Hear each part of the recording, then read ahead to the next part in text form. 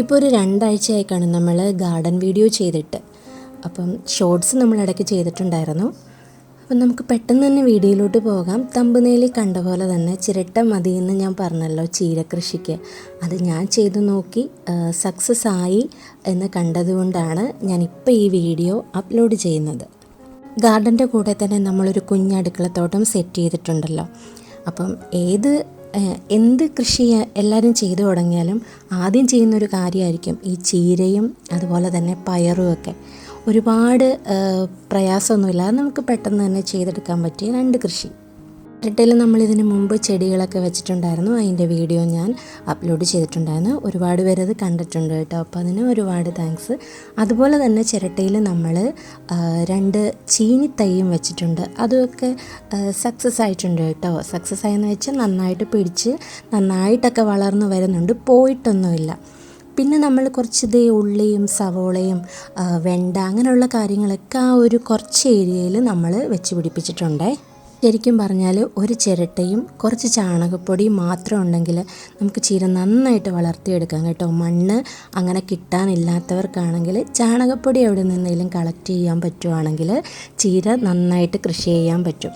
ഞാൻ ആദ്യം ഒരു പാത്രത്തിൽ കുറച്ച് ചീര വിത്തിട്ട് അത് മുളപ്പിച്ച് സെറ്റ് ചെയ്ത് മുളപ്പിച്ച് വെച്ചിട്ടുണ്ടായിരുന്നു കേട്ടോ. ഇതുപോലൊരു ചിരട്ടയിൽ അത് അത്രയും ഭാഗം നമ്മൾ ചാണകപ്പൊടി ഇട്ടിരിക്കുന്നത്. അതിന് മേളിൽ ജസ്റ്റ് ഇതിന് വേണ്ടിയിട്ട് കുറച്ച് മണൽ വാരി ഇങ്ങനെ ഇട്ടു എന്ന് മാത്രം. അത് ഇട്ടില്ലെങ്കിലും ഒരു കുഴപ്പമില്ല, കാരണം ഞാൻ എല്ലാ ചിരട്ടയിലും ഇട്ടിട്ടില്ല. അപ്പോൾ ചാണകപ്പൊടി ആ ഒരു ചിരട്ടയിൽ നിറച്ചിട്ട് ചിരട്ടയ്ക്ക് തുളയിട്ടിട്ടുണ്ട് കേട്ടോ. പിന്നെ നമ്മൾ ഈ പാകിയിട്ടുള്ള ചീരവിത്തിൽ കുറച്ച് അത്യാവശ്യം ഇലയൊക്കെ ഒരു റൗണ്ട് ഷേപ്പ് ആയതുണ്ടല്ലോ. അപ്പം അങ്ങനെയുള്ളത് നോക്കി നമുക്ക് പറിച്ച് അതിനകത്തേക്ക് വെക്കണം. അങ്ങനെ പറിച്ച് മാറ്റി വെക്കുന്നത് വൈകുന്നേരം ആയിരിക്കും ഏറ്റവും നല്ലത്, കാരണം പിറ്റേ ദിവസം രാവിലെ ആകുമ്പം നല്ല സെറ്റായിട്ടുണ്ടായിരിക്കും. ഞാൻ ചീര തൈകൾ ഇതിൽ വെച്ചതിലും കൂടുതലായിട്ടത് വളർന്നിട്ടുണ്ട് കേട്ടോ. ഇത്രയായിട്ടുള്ള തൈയല്ല നമ്മൾ വെച്ചത്, ഈ ഒരു ചെറിയ ഇലയുടെ പരുവത്തിനാണ് നമ്മൾ വെച്ചത്. പക്ഷേ ഇത് കണ്ടോ, കുറച്ച് വലിയ ഇലകളൊക്കെ ആയിട്ടുണ്ട്, ചീര വളർന്നു തുടങ്ങിയിട്ടുണ്ട്. അപ്പോഴത്തന്നെ മനസ്സിലായി ഇത് സക്സസ് ആകുമെന്ന്. പിന്നെ ആഴ്ചയിൽ ഒരു ദിവസം ഒരു പേരിന് ചാണകപ്പൊടി ഒന്നും കൂടി ഇട്ട് കൊടുക്കും. ഓൾറെഡി അതിനകത്താണ് നമ്മൾ വെച്ചിരിക്കുന്നത്. പിന്നെ ഒരു ശകലം ഇടയ്ക്കിടയ്ക്കൊന്ന് ആഴ്ചയിലൊന്ന് ഇട്ട് കൊടുക്കുന്നു എന്ന് മാത്രമേ ഉള്ളൂ കേട്ടോ.